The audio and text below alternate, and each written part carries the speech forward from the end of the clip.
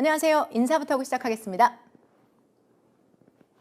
성송혜입니다. 자, 오늘은 출제 디코드 14 풀게 해줄게 엔제에 관련된 이야기를 나누기 위해서 준비한 시간입니다.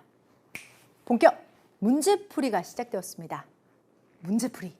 이거 한번 생각해 볼까요? 우리는 그러면 문제풀이를 왜 하는 걸까요? 문제풀이란 말이죠. 우리가 개념을 차분차분 배우잖아요. 그럼 배웠던 이런 개념들을 실전 문제에 적용하는 트레이닝 과정이 문제풀이 과정입니다. 자, 문제풀이 과정은 이러해요. 그런데 혹시 여러분, 제가 이렇게 이게 뭐다라는 말씀을 드리기 전에 이미 주변에서 문제풀이가 원체 중요하다고 많이들 들어보셨기 때문에 이미 초시생인데도 나 문제 파이어 풀고 계실 수도, 난 유경험자야 NC생 여러분들께서는 이미 문제를 풀고 계실 수도 있을 것 같아요. 그러니까 시즌, 시점이나 내가 공부했던 이력 이런 거 전혀 상관없이 이미 풀고 계실 수도 있어요.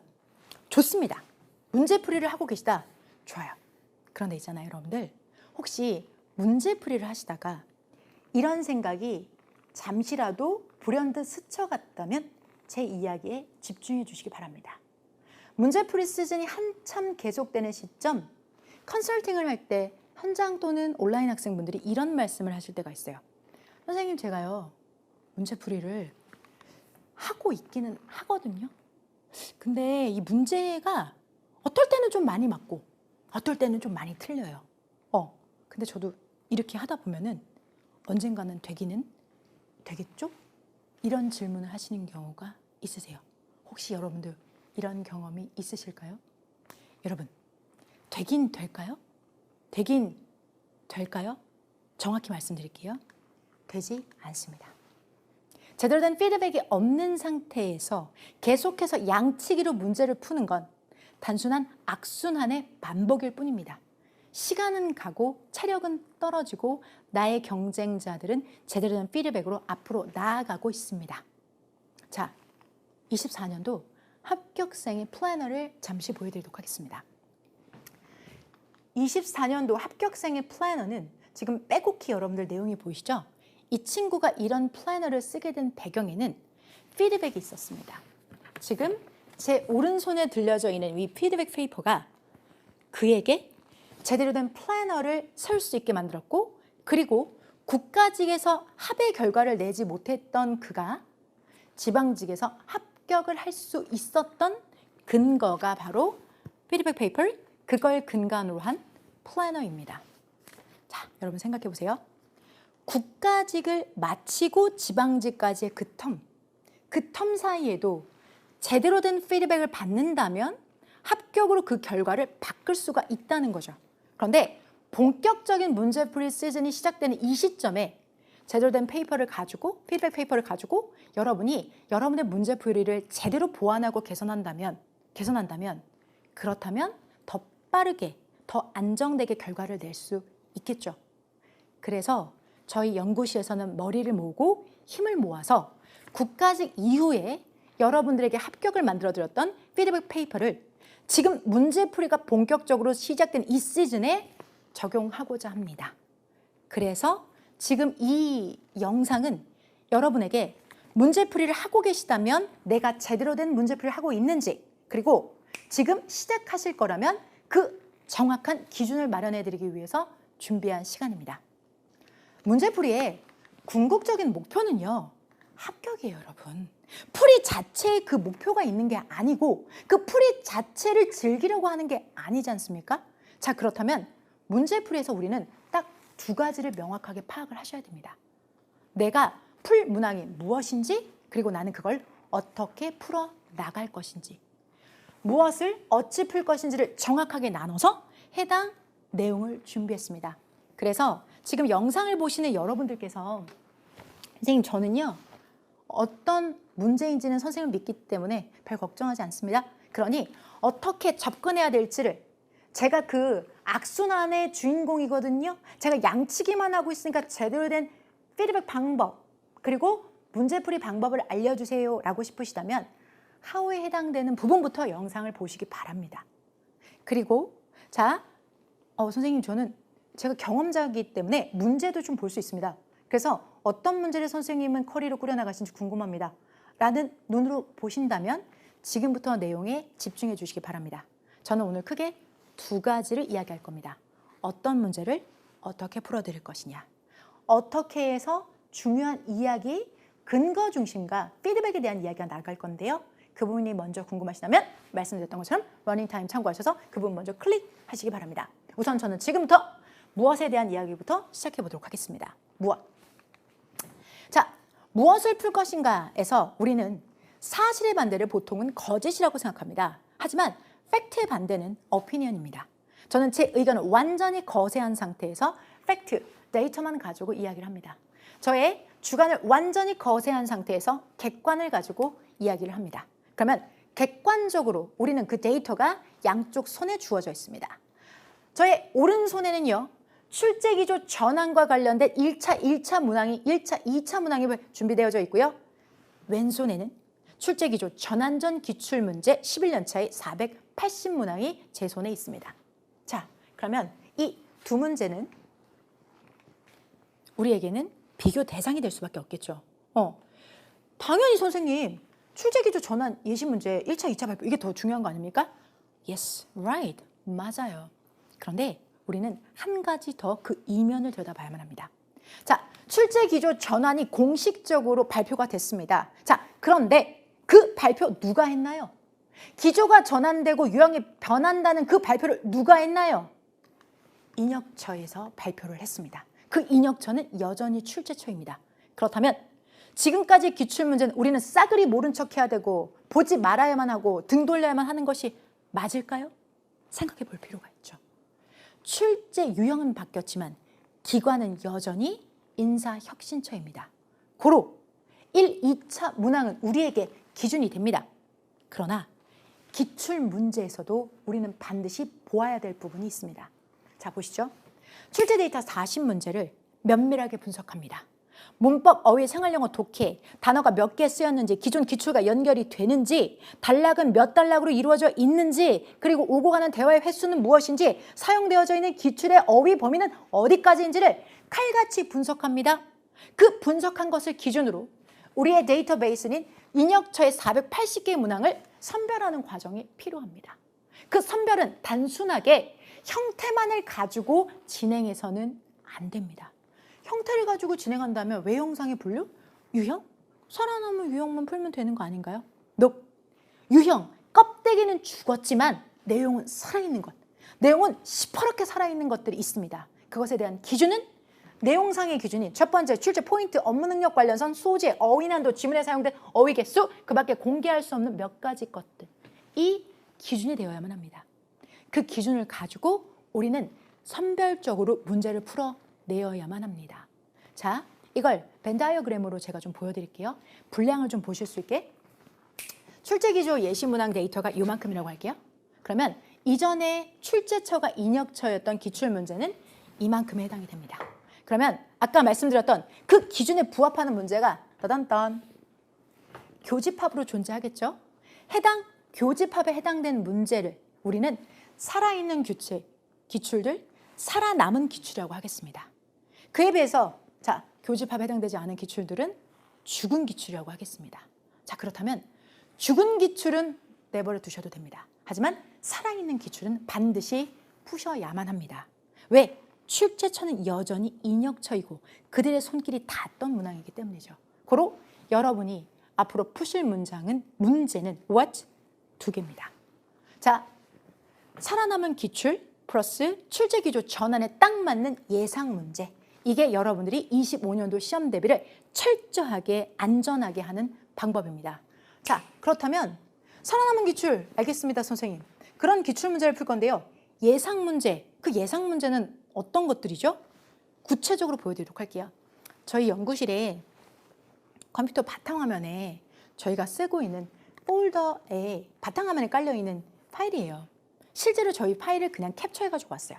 성정영어 연구팀 독해 신유형 출제 분류 예시 문제 기반이라고 해서 이 파일을 더블 클릭을 타닥 하게 되면 안에 있는 내용의 일부를 공개하겠습니다.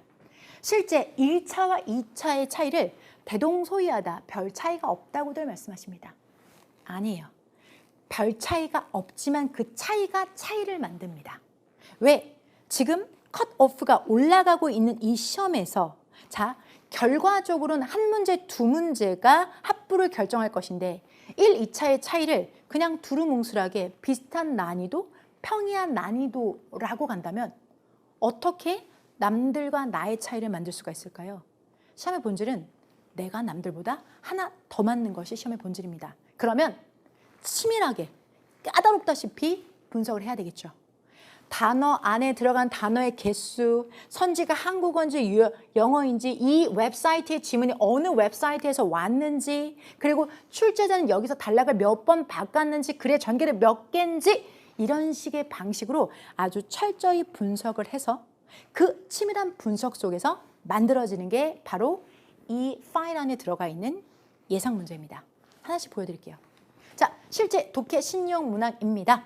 독해 신유형 문항 여러분들 난이도 높지 않은 문장입니다. 그러나 이 두 개의 문제를 가지고 우리는 10점을 1분 안에 확보할 수 있기 때문에 효자죠. 정말 든든하죠. 그러면 해당 문제를 그대로 똑같이 풀어내느냐 살짝 업합니다. 즉 100% 난이도에서 10에서 20% 높여서 실전 시험장에서 여러분이 약간 떨릴 것까지 감안해서 제작을 합니다. 1차에서 발표가 됐었던 문항에는 큰 따옴표가 들어가 있고요. 밑줄 친 문항을 묻는 것이 2차에서 발표됐던 문항에는 큰 따옴표가 없습니다. 두 문제는 본질적으로 다르기 때문이죠. 그것들은 앞으로 강의 중에서 차분차분 말씀드리겠지만 이렇게 정확하게 분석해서 정확하게 예상 문제를 같게 그리고 살짝 높은 형태로 여러분이 문제를 풀어보실 겁니다. 자, 신유형, 임의 유형이죠. 자, 그런데 이번에는 문법. 기존에 있는 문법 유형이 아니라 빈칸에 해당되는 문항을 두 개를 발표했습니다. 1차에서도 2차에서도. 그럼 지금 우리 손에 주어진 거는 두 문제예요. 그러면 그걸 가지고 우리가 예상 문제를 제작할 때 우리는 고민에 빠지게 됩니다. 그러면 남은 기간 동안 드립다 이 문제들만 계속 파생해서 문제를 푸는 걸까? 아니죠. 우리는 1차 인역차의 발표에서 그 힌트를 얻었습니다. 민간 어학 시험과의 통용을 고려했다라는 말은 대한민국에 존재하는 공무원 영어뿐만 아니라 민간 어학 시험과의 비교도 필요하다는 거죠. 자, 두 시험 문제의 공통적인 특징은 바로 시제입니다. 그런데 분석 결과 아니나 다를까 공무원 영어 타입스 토익 토플 IELTS를 통해서 1순위 해당되는 건 시제이지요. 자, 그렇다면 시제에는 반드시 포함돼서 여러분이 연습하셔야 되는 문항인 거고요.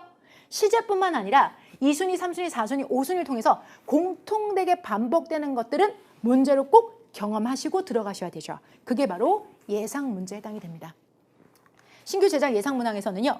인역처에서 발표됐던 이 두 문항 그리고 그것 뒤에 숨겨진 이면의 민간 어학시험까지 모두 분석한 문제들을 예상 문제로 여러분들은 푸시게 될 겁니다.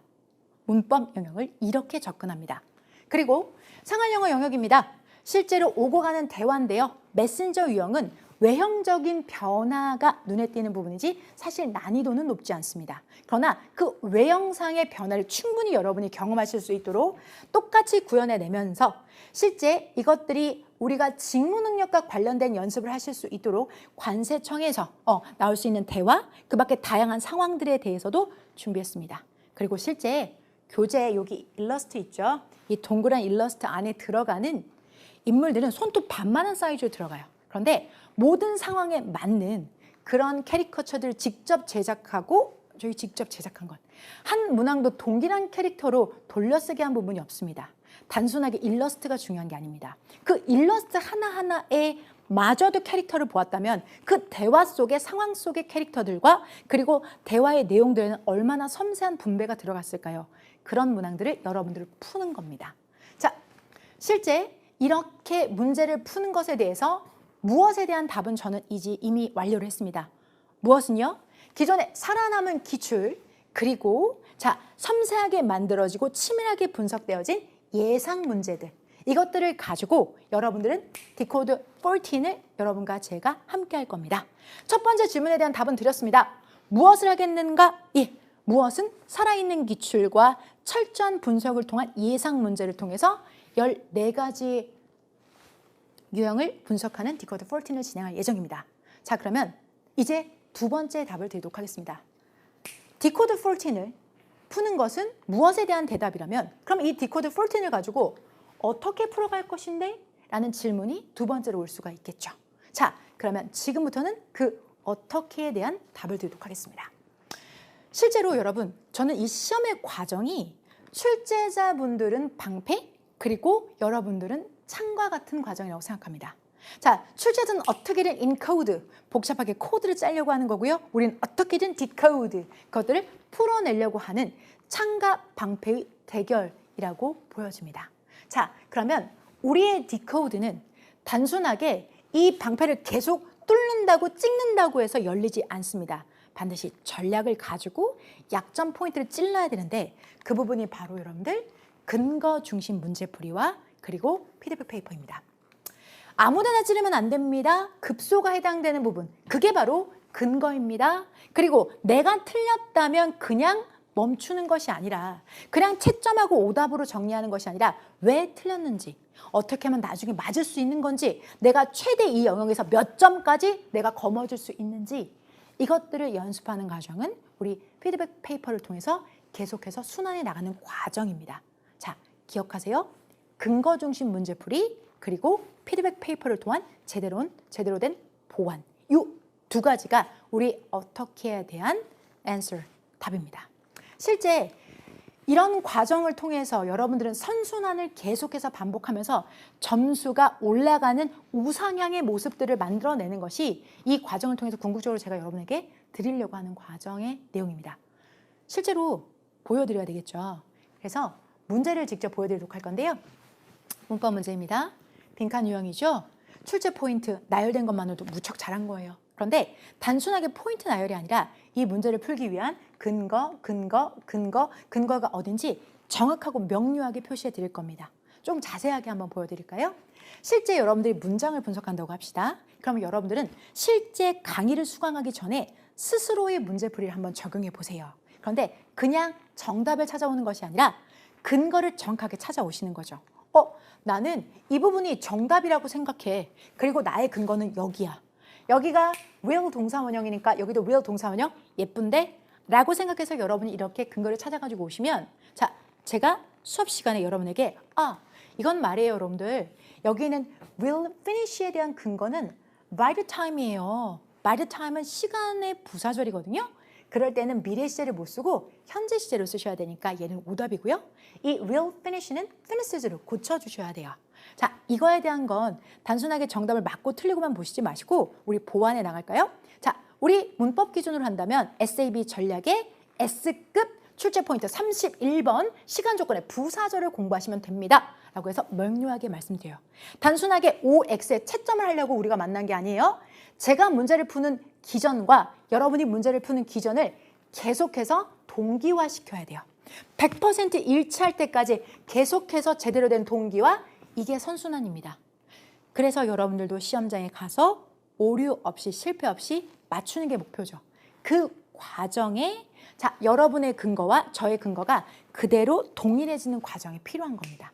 이게 문법 문제를 푸는 우리의 근거 중심 문제풀이. 자, 문법 말고 그러면 독해는요? 독해도 됩니다. 자, 독해 문제 중에서 근거 중심이 가장 다채롭게 보일 수 있는 부분은 배열 문제예요. 그냥 느낌적인 느낌, 수맥 찾듯이 BAC, CBA 이렇게 접근하는 것이 아니라 이 문제는 정확하게 얘가 먼저 앞에 나와야 되고 얘가 뒤에 나와야 돼. 그 근거는 바로 이거야. 자, 여기 제가 지금 색깔로 표시한 부분 보이시나요? 되게 명료하게 표현한 이 부분들 있죠. 이 부분들이 결국은 서로가 연결될 수밖에 없는 근거입니다. 이 과정들을 하나씩 살펴보면 말이죠. 보세요, 여러분들. 이렇게 정렬을 맞추고 나면 붉은색은 붉은색으로, 따단. 자, 파란색은 파란색으로, 노란색은 노란색으로 연결이 됐을 때 정확한 근거 중심 정답 CAB가 정답이 되는 거죠. 그냥 여기랑 연결이 자연스러우니까 그냥 이게 적절해 보이는데가 아니라 이 근거는 이게 정답일 수밖에 없다. 이 근거는 이게 정답일 수밖에 없다는 걸 수업의 과정을 통해서 명료하게 정확하게 보여드리도록 하겠습니다.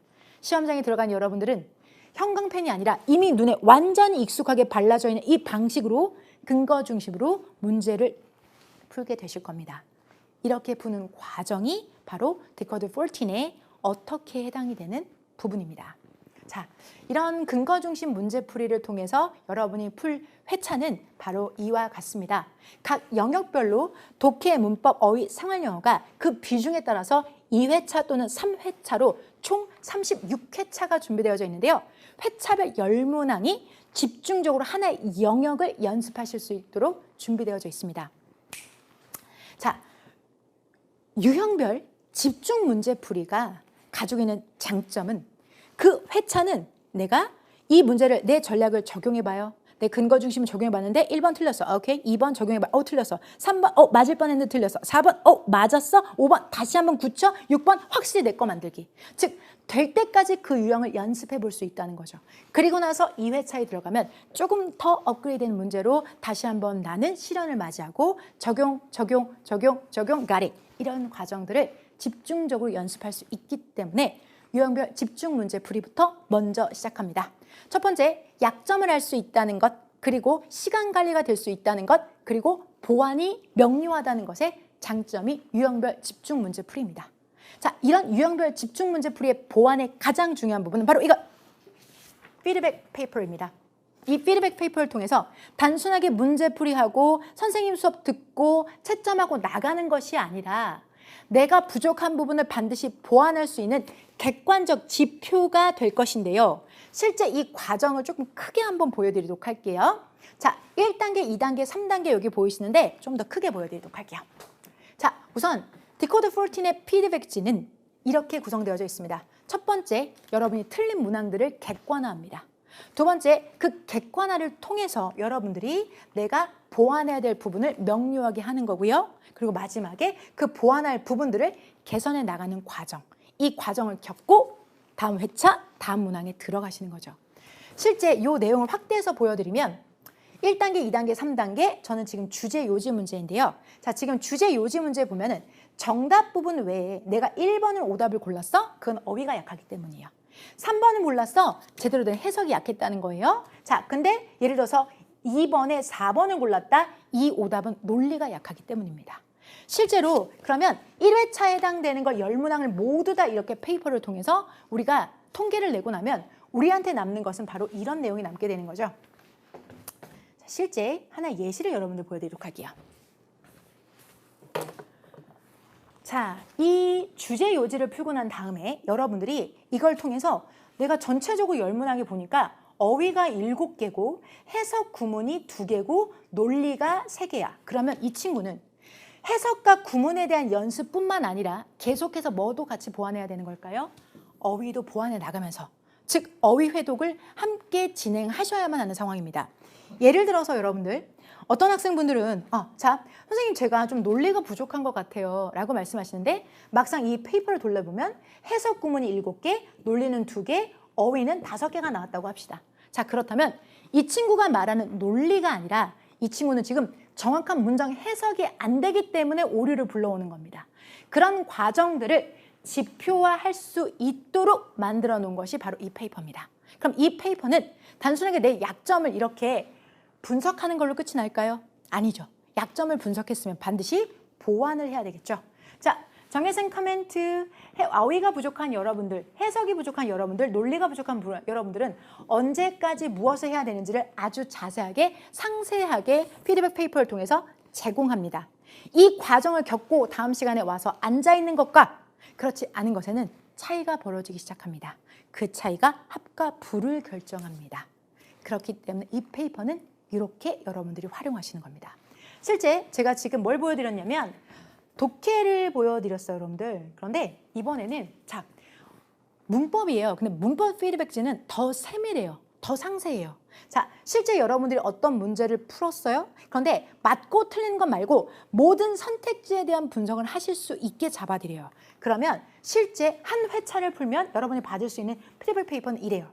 정답뿐만 아니라 오답에 해당되는 출제 포인트까지 모두 다 제시를 했고 내가 요행이 1번이 맞았다고 하더라도 2, 3, 4가 분석이 안 되어 있다면 그 2, 3, 4마저도 제대로 분석을 해서 내가 보완점이 어떻게 되는지 S급이 모자른지 A급이 모자른지 B급이 모자른지를 정확하게 제시할 수 있는 란이 있어요. 이 공간에 여러분이 그걸 쓰시고 그것에 맞춰서 실제로 S급은 어떻게, A급은 B급은 어떻게 보완하는지, 공통적으로는 어떻게 보완해야 될지에 대해서도 정확히 페이퍼가 제공이 됩니다. 이것들을 채워나가고 그리고 보완하고 그리고 다시 선순환해서 그 다음 회차를 나가는 것. 이게 제대로 된 문제풀이입니다. 문제풀이는 문제 푸는 것 자체에 본질이 있지 않습니다. 문제를 통해 약점을 발굴하고 그 약점을 철저하게 개선해 나가는 것이 그게 문제풀이의 본질입니다. 자, 문제풀이의 본질. 세 마디로 정리해 보도록 하겠습니다. 객관적인 기준으로요. 반드시 엄선된 문제를 푸셔야만 합니다. 살아있는 기출, 그리고 정확하게 분석된 치밀한 예상 문제들을 감이 아니고요. 느낌이 아니라 정확한 근거로 풀어나가시는 겁니다. 그리고 단순하게 풀고 나가는 것이 아니라 내 보완점에 대해서 정확히 피드백을 듣는다. 이 과정을 겪는 것이 결국은 문제풀이의 본질이고 그게 입시하기 직전까지도 여러분이 계속해서 해나가야 하는 과정이라고 반드시 믿습니다. 25년도 출제기준 전환은 이미 발표가 됐고 25년도가 막연하다는 것은 우리 모두에게는 똑같은 상황입니다. 25년도 출제기조 전환의 1년 차의 시험을 우리는 준비하고 있습니다. 불확실한 미래 속에서 막연한 확신은 가르치는 사람의 만용이라고 생각합니다.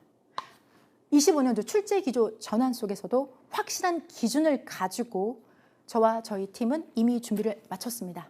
제대로 된 문제풀이 그리고 제대로 된 피드백을 통한 선순환 그것을 기대하신다면 첫 번째 디코더 14 강의로 오시기 바랍니다. 저는 먼저 가서 기다리고 있겠습니다. 끝까지 이야기 경청해 주셔서 감사합니다. 지금까지 성정이었습니다.